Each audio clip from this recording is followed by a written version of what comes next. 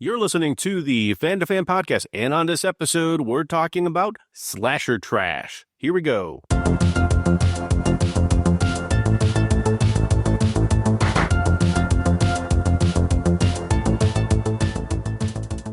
Welcome to the Fan2Fan Podcast. I'm one of your hosts, Bernie Gonzalez. With me, as always, fellow co-host Pete Charbonneau. And on this episode, we're talking to Daniel Richardson about slasher trash, the ultimate slasher documentary.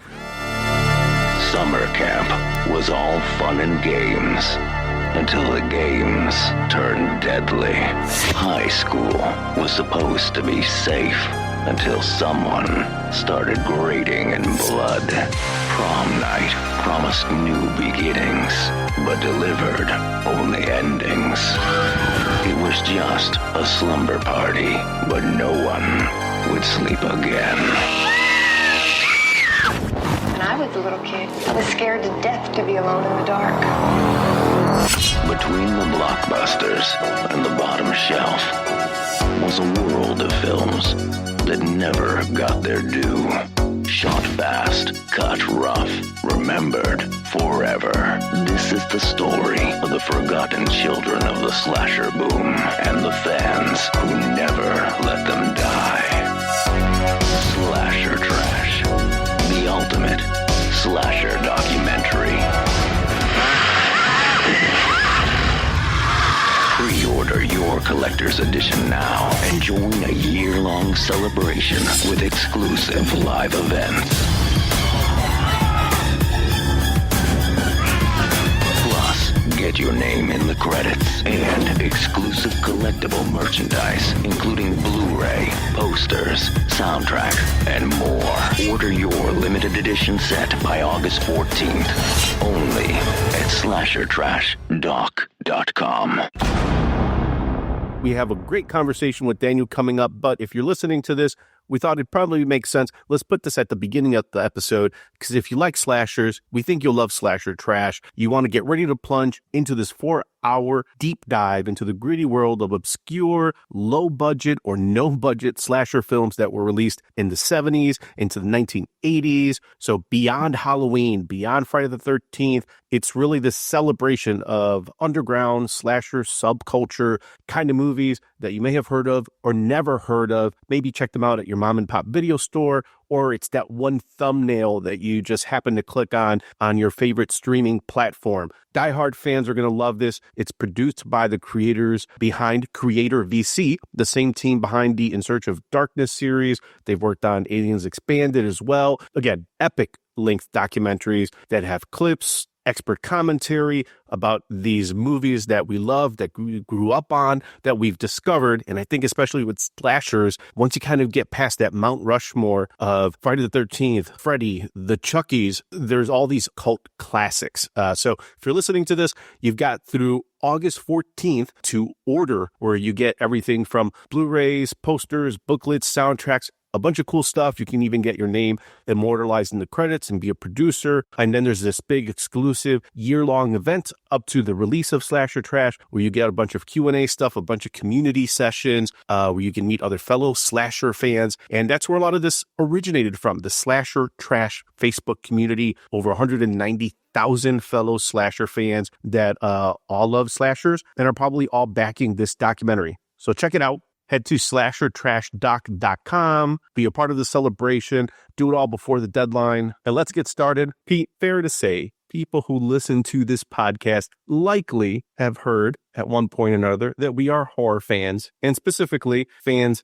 of the slasher genre. I think you're correct. We haven't done the full research on that, and our interns are diligently working way to gather that data. So once we have it, we'll present that for sure. But yeah, I think that's a fair assumption, Bernie. Especially that since we essentially have an unofficial John Carpenter drinking game in every episode. That's our reference. So if you're listening to the episode, take your shot, because we always just about mention John Carpenter in every episode. So we thought it was fair to bring in someone who I think might like slashers, nay, love slashers more than we do, and have some things to say about it. Daniel Richardson, producer over at CreatorVC. Daniel, thanks for joining us. Thank you for having me. It's a pleasure to be on. producer at CreatorVC. And again, folks that are probably listening to the Fan2Fan podcast are probably very aware of the amazing horror documentary series In Search of Darkness. And these are multi-hour documentaries that have covered some of the very nostalgic eras that I grew up with, certainly the 80s, 90s, in the world of horror, into the world of sci-fi,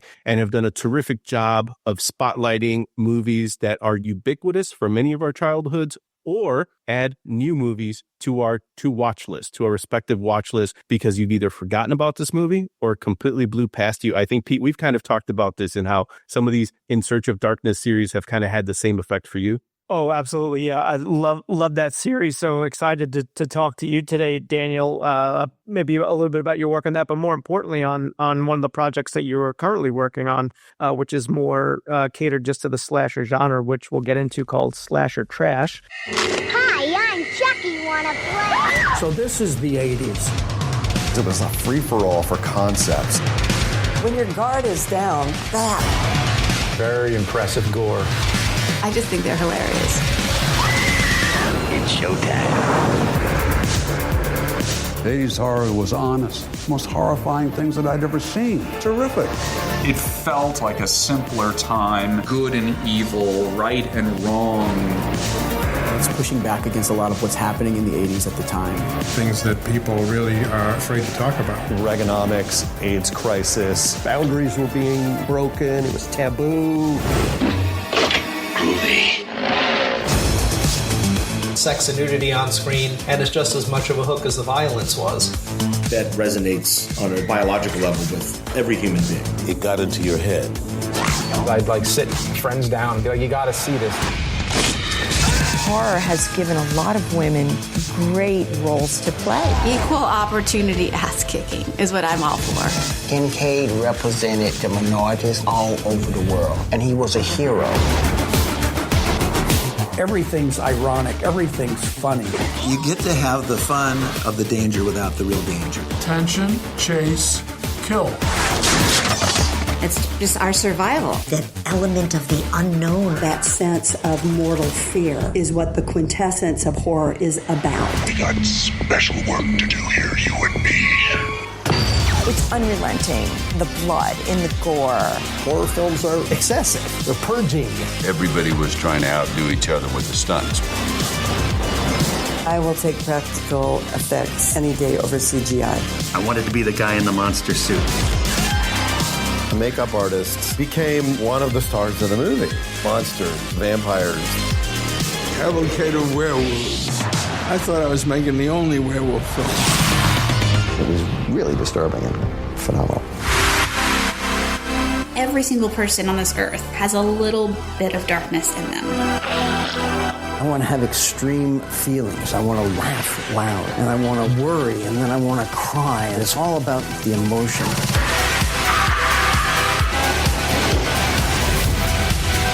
I was a kid in Stranger Things that would hop on my bike with all my friends, ride down to the video store, rent a stack of horror movies. We were all in the moment and making stuff up. I love the magic of the movies. We don't take ourselves seriously, but we take the movies very seriously. Nostalgia is powerful. Guilty pleasure? I'm not guilty about it. I don't feel guilty. I think it's great. We have such sights to show you. What I find with the In Search of Darkness here is like it's like the perfect appetizer, because it gives you just enough. You get those hits if you're familiar with the movie to be like, I remember that scene, and then you get a great, well-rounded cast of people that were involved in the production, the actors, all of that, to kind of give you some of that background information. And then, like you said, Bernie, on those films that maybe you're not quite remembering, or you have an inkling, or maybe saw that, you know, and I think we'll get into this too, that great cover art for the movie that kind of maybe sold you in the video store when you were younger. It kind of sends you down that rabbit hole to be like, oh, I've got a whole new list of things that I need to either catch up on or maybe rewatch because I haven't seen it in many, many years. And I think, Daniel, you kind of mentioned that in some of the interviews we listened to, where while you came in maybe towards the latter part, is that fair to say, of the like mom and pop video VHS era? Yeah, I mean, I'm a '90s kid. I think it's both weird that I'm really into this stuff, but it's also a testament to the legacy of this stuff. While I wasn't around for the nostalgia of that kind of VHS era, you know, walking into Blockbuster or the rental stores even before then and seeing those kind of horror covers that have those really like evocative imagery that just drips of promise, often promises that the films did not keep, but that's kind of part of that charm too. I still, even coming into it so late as to, you know, hitting my stride as a film fan as video stores were kind of dying, I still managed to have some of that nostalgia. From MGM UA Home Video, Poltergeist 3. It's here. The supernatural. Super scary. Hands came out of the bottle. Super thriller. Go away! You made this happen. What do you want? You! Poltergeist 3. With 23 locations, we've got Kansas City covered. Applause, baby. I remember actually, it's a fun story about this because obviously when the video stores were around, I was still quite young at that point. There was a shop just across the road from my house that I grew up in, doubled as like post office. But one of the things they offered was movie rentals. They had like a whole stack of movie rentals, and this was back in the days of VHS, and they had all these VHSs out. And I remember they had all of these Friday the 13th movies, and they were kind of the first sort of inkling I had, hey, what's that? And, you know, whatever parent was with us at the time was like, nothing for you. Jason is back. 3 times before, you have felt the terror, known the madness, lived the horror. But this is the one you've been screaming for. Because Friday, April 13th, will be Jason's unlucky day. Friday the 13th, the final chapter. Rated R, under 17, not admitted without parent. That was the initial strike of, what about this is so taboo that I can't touch it? And I remember the Jason Goes to Hell cover with the worm, the flames behind it, and the worm kind of creature like going through the hockey mask. I remember that making like a big impact on me as a kid, and me being like, what is this? And, you know, seeing that 18 certification here in the UK was very enticing. It gave me an idea of what grown-up movies might be, which is hilarious because I think Jason Goes to Hell is probably the least grown-up film you could ever possibly watch. It's got trans-dimensional worms from hell possessing bodies and swapping across people, and this weird, all this strange stuff. But it had an effect on me, and I remember the Child's Play cover with the Jack in the Box. These are all like later era slashers, but the fun part of this story is that I remember thinking that the Friday the 13th series and the Mighty Ducks series were related. The Mighty Ducks, I think it was D3, was on the shelf right next to some of the Friday the 13th. Really bad layout design on the part of this shop, I've got to say. But obviously I think it's the D3 cover, is that hockey mask duck. And as somebody, you know, in the UK, hockey wasn't really a thing for us. I can make the connection like, oh, that is a hockey mask. I thought that was a Jason mask adorned on the front of this weird little Disney film. So that was my kind. But even those kind of loose, disconnected, strange memories of films that I couldn't watch, there was something like really evocative in that. And, you know, every now and then there would be, we had this other VHS store in terms of bigger store. We had this VHS store called Zodiac Rentals. We didn't have a Blockbuster around mine, but that was kind of our equivalent of the Blockbuster system that you guys would be more familiar with. And I remember like seeing stuff in there, you know, because that's the thing, even though it wasn't the 80s for me, the 80s films were still very much stuff that people wanted to see. And so there was like in the horror section, you'd see a lot of those evocative painted covers that weren't kind of the more modern stuff where it's like, you know, and just a photograph of Chucky or a photograph of like some kind of render of Jason. It would be genuinely beautiful, I would argue. Like, and we're talking things like the Mutilator, like, yes, it's very gory, it's very grindhousey in its aesthetic, but it has these like real genuine like artistic qualities to the painterly construction of it that really took like a level of artistry. You are about to enter a world of pure terror, a world of shock, A world of nightmares. A world where your only chance is to run, and you don't dare look behind you. You are about to experience The Mutilator. Don't say we didn't warn you. The Mutilator from OK Productions. Yeah, there was so much of them. You know, I remember walking past the big film that I weirdly remember gravitating into the store for was this talking parrot movie called Paulie, because that's the kind of age that I was. And then as I'm going to go to rent Paulie, looking to the left and seeing there was a horror section down there and just catching a glimpse of like that Mutilator cover and just slowly gravitating towards there and being like, what is this stuff? And I distinctly remember the feeling of holding the talking parrot movie in my hands while looking at the cover of the Mutilator and being like, I don't think I'm supposed to be looking at that one, but I'm really interested in it.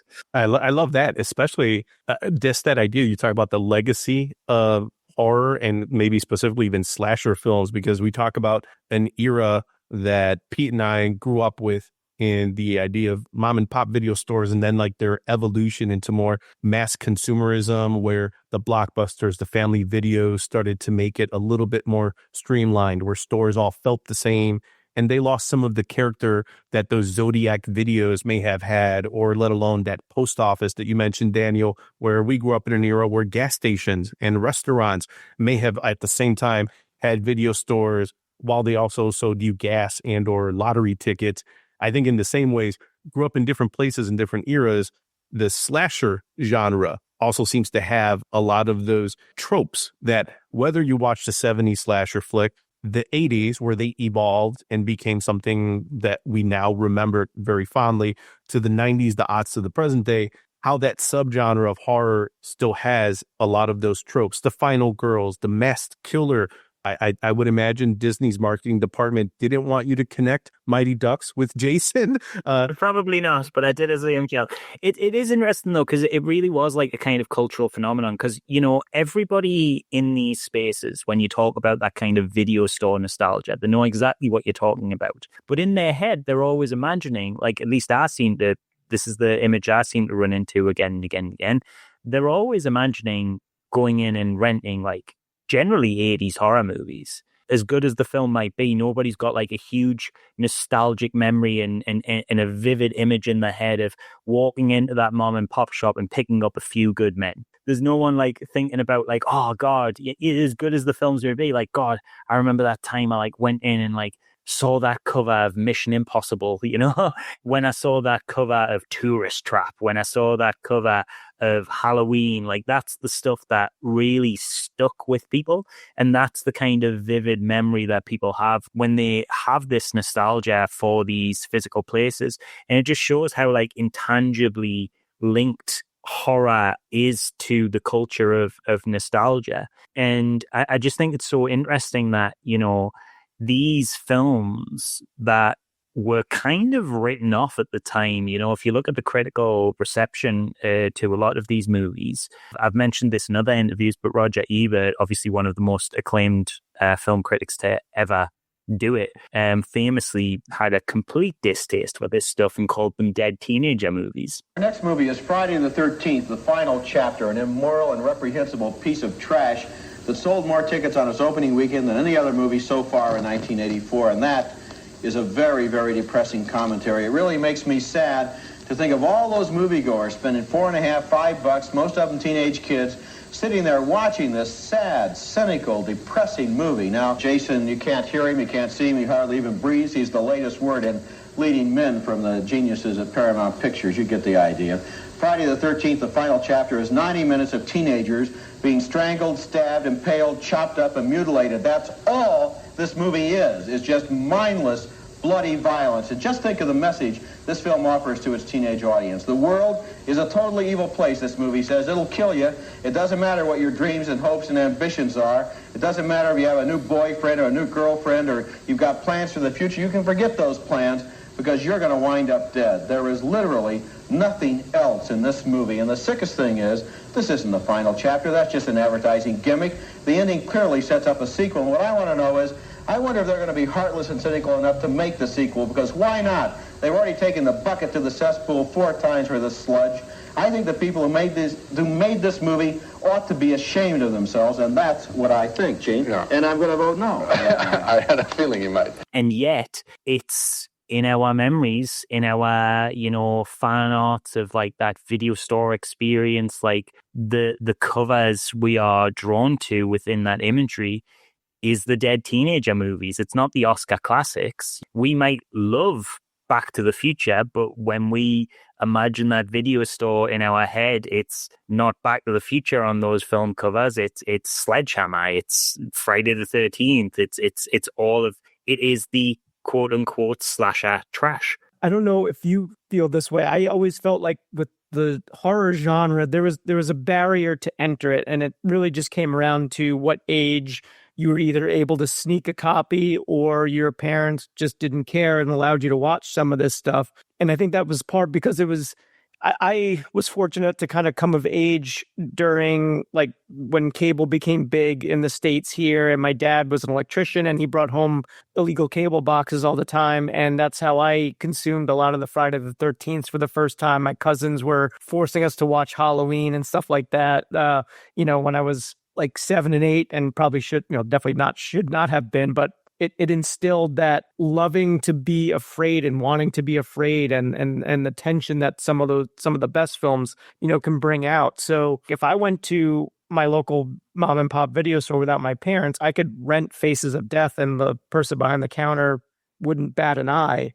And I'm curious if there were barriers where you are in the UK, where I know like they're called like video nasties. Like, yeah. Oh, I was just going to say, yeah, we were like, so the UK, especially during the 80s, and we sort of felt the after effects of it in the 90s, was very, very heavily conservative in its approach to media and art. Famously, I forget her name now, but there was a very, very, very vocal campaigner who kind of got a lot of politicians from both sides of the political spectrum, primarily Labour and Conservative, was our two primary parties at the time, to kind of agree on this idea of, the video nasty and all of these films were bad for children. I have never seen a video nasty. I wouldn't. I have far too much. But how can you judge on a video nasty? Have you never seen one?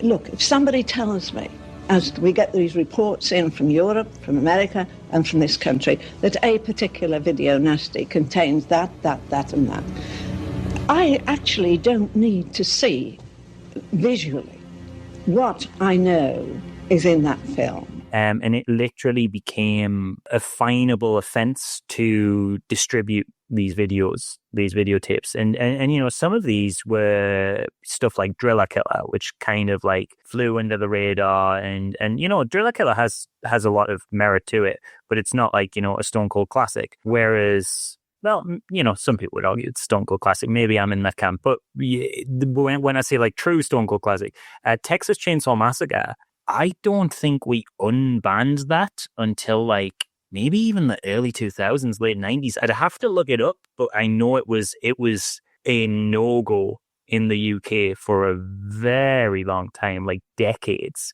Obviously, that film came out in the 70s. And it's crazy because so much of what we hated about it is the same stuff that now it is celebrated as being one of the greatest films of all time for. Hello? Is anybody home? Sally, I hear something. Stop.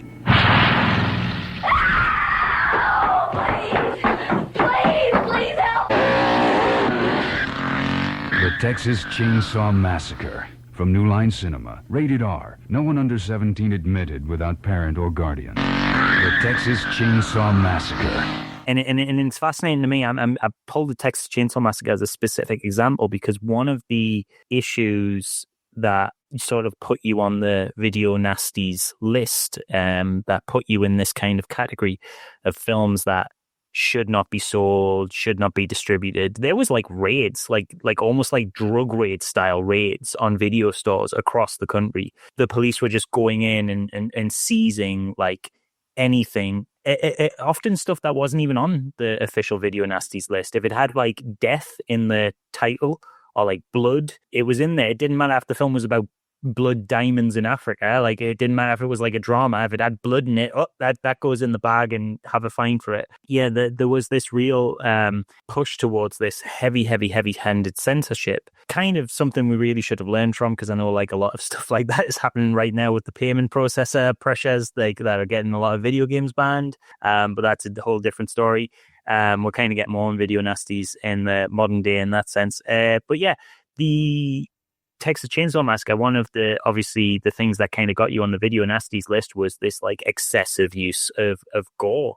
And the Texas Chainsaw Massacre famously doesn't really have gore. It always is implied. It's always off camera. There's like one instance with the cut on the leg, and I believe, but this again may just be the film being so well edited that I'm misremembering it myself. I believe the guy in the wheelchair, you see some of the violence enacted on him. But in terms of like actual on-screen blood, a very, very tame film. It's a deeply, deeply, deeply oppressive atmosphere, but in terms of actual film violence, there's not much to it. And so it's interesting because it kind of showed that this whole moral panic was really like, there was no sort of rhyme or reason to it. It was just vibes. As a lot of these things are, it was just like, does it feel icky? It goes on the shit list. That's kind of the rule for it, you know? It's so compelling to think about now because, you know, with the slash trash movie that we are making, what we are trying to do, you know, we call it slasher trash in a very obviously winking way. Like, these films are trash in the eyes of the greater, wider film community and the reviewers of the day, and the critical reception to them was poor. But what we're trying to do is say, like, hey, even when these films are bad, they aren't bad. You know, you don't need to be a good film to be a good film. There is something of real merit here. And, you know, I beat this drum a lot, but I think the slashers, the exact slashers that were written off as like schlock and worthless and drivel and cheap, in their own way, they are kind of the purest instance of filmmaking you could possibly witness. They are friends with a bucket of fake blood and a video camera. You know, a lot of this stuff was shot on video, going out into the woods, and none of them can act, but they're just making a film because they have the tools and let's give it a try anyway. And yeah, obviously some of that stuff's going to be rubbish, but then some of it's also really great. But it all got lumped in the same category of like, oh, it's trash. Because, you know, it's been made by doofuses who have no idea what they're doing and no money and no budget. And it's like, that's exactly why it's compelling. That's exactly why it's amazing. It's almost aspirational. It's inspiring. The idea that a couple of kids could take, you know, a Christmas video camera and go and get a theatrical release off the back of it, or a distribution on a video shelf, is like insane. That's the kind of stuff, you know, it's funny because when it's horror and slashers, we sort of poo-poo it. That is the exact same story that made Clerks legendary, Kevin Smith's Clerks. We celebrate it there. It's like, oh wow, this kid, he just sold these comic books and grabbed a camera and just made this film, and it was really clever and it was really cheap, but you know, he did what he could with it. But suddenly when it's horror, like, that's a bad thing. I don't buy that. And that's kind of the propaganda we want to reverse with this film. We want to take a look at these films on the merits, like we're meeting them on the level that they are trying to meet us at. We're not judging them as Oscar bait. We're not coming into this being like, where does this fit in the grand scheme of like The Room to Schindler's List? We are talking about them in the sense of like, aren't they interesting artifacts all of their own? And isn't there some artistic merit to them? And as somebody who kind of like really champions filmmaking in pretty much all of its forms, I think there's a compelling argument to be made there, and one that I hope to make with the film. What a testament to the inspiration that the movies that you're not going to cover, I think you're going to set up like the franchises and the stuff that came before to kind of really dive into, like you said, the stuff produced on video and some of those films that got left behind. But just the fact that you're able to produce, I think you're looking to do like a 4-hour documentary on this, like how much content there is out there and how many people that were inspired by these films to go out and either try to make something that's an homage or their own thing, that, and the number of subgenres that you can and probably have dove into on this really speaks. And it's, I wouldn't say that it's unique to this genre, but it's definitely not a normal thing to have a genre have this much passion and this much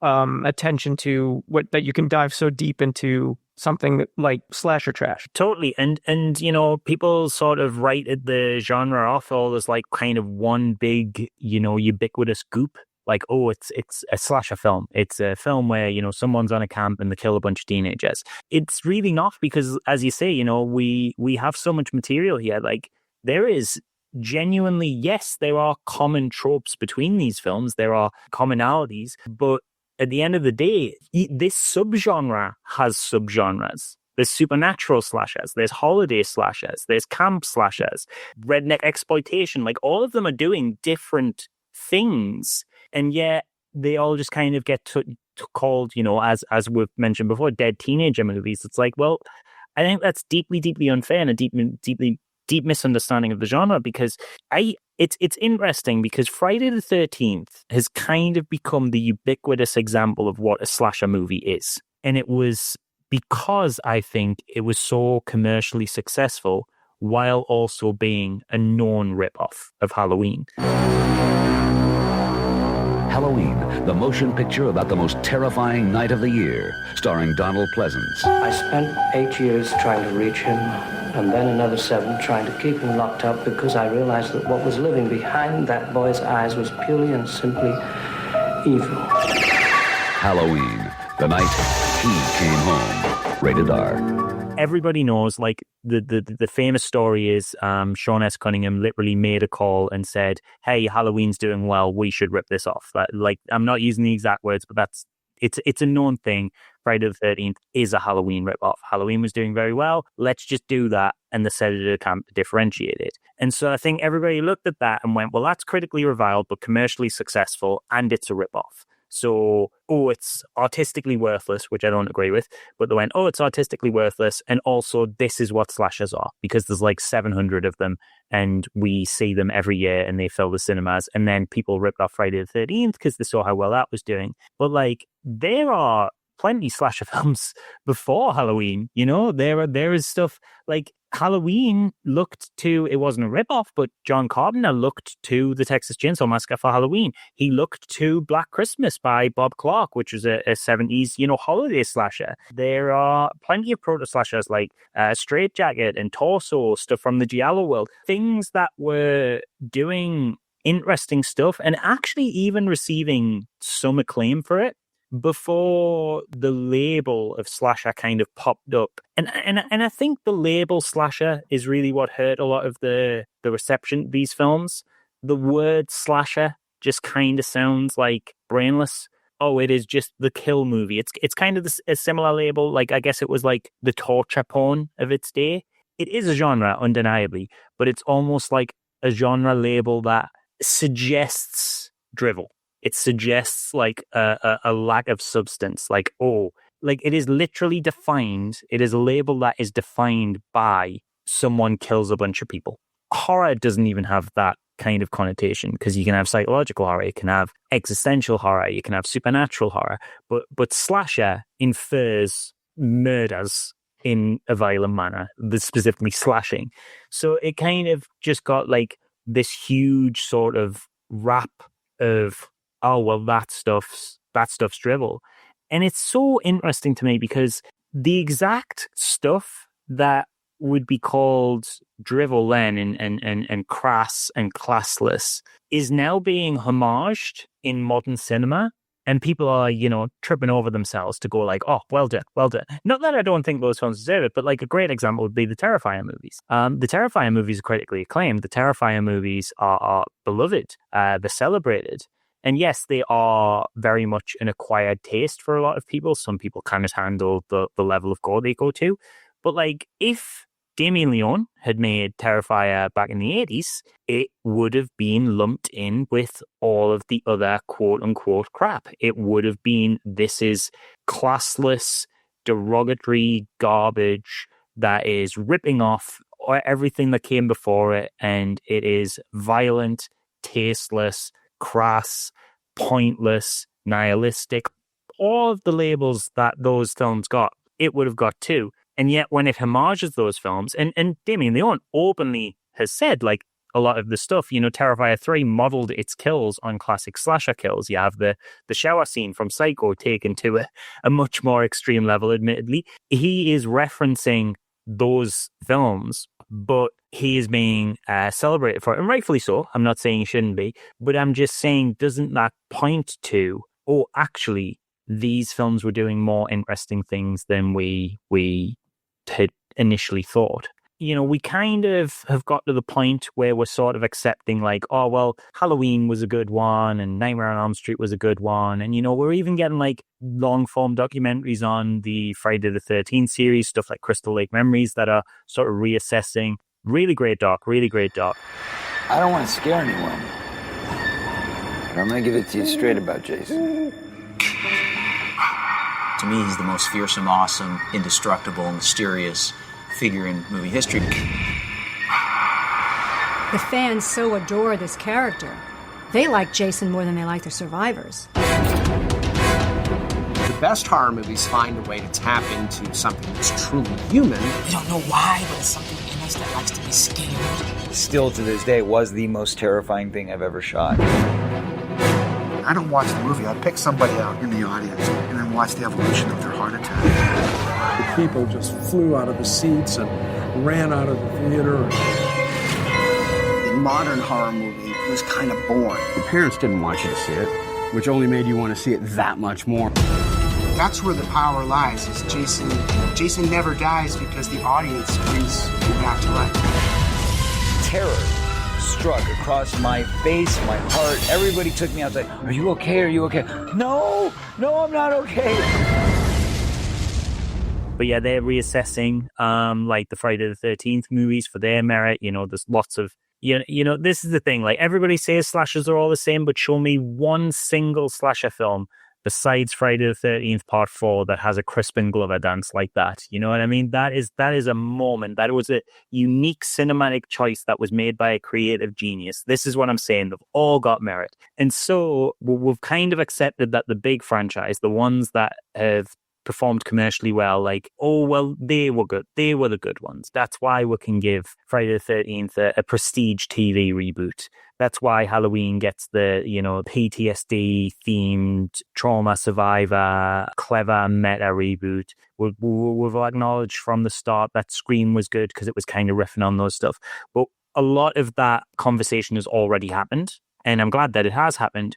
But we want to go deeper beyond those franchises. We want to get past the well-treaded ground of the Halloweens and the Nightmare on Elm Streets and the Texas Chainsaw Massacres and the Chuckies of the world. And we want to go, okay, but what about all of the forgotten stuff? What was there? What are we missing? What was interesting and incredible about the bits that we have lost to time? And we really, really, really want to dig deep on this stuff. We're covering, the primary focus is on 70s and 80s, but we will be looking, we'll be dabbling in things that from across all decades, really, that have material available. And, we'll be looking at, I don't want to give too much away, but there's potential we'll look at stuff that didn't even technically come out, and where's the merit in that? But yeah, there's lots and lots and lots and lots of ground to cover here. It is not as samey as people would think the franchise label would suggest. Genre label would suggest, sorry. And that's the end of part 1 of our conversation with Daniel Richardson of CreatorVC, the folks behind the documentary Slasher Trash, the ultimate documentary that covers slasher films. Again, you can still be a part of it. Like we said at the top of the episode, check out slashertrashdoc.com. You'll be able to find out how you can contribute and pre-order your copy of this documentary, Blu-rays, checklists, posters, a bunch of cool merch that you can get along with the documentary, this deep dive documentary into the slasher horror genre. And make sure to check out part 2 of our conversation with Daniel, where we keep digging into this genre, what makes slashers so unique and so memorable, especially those almost like more than cult classics, those movies that are almost forgotten, unrated, but yet nonetheless gems in the genre that documentaries like Slasher Trash will help unearth, bring those to the forefront, and maybe put them on our to watch list. Thanks for listening to the Fan2Fan Podcast.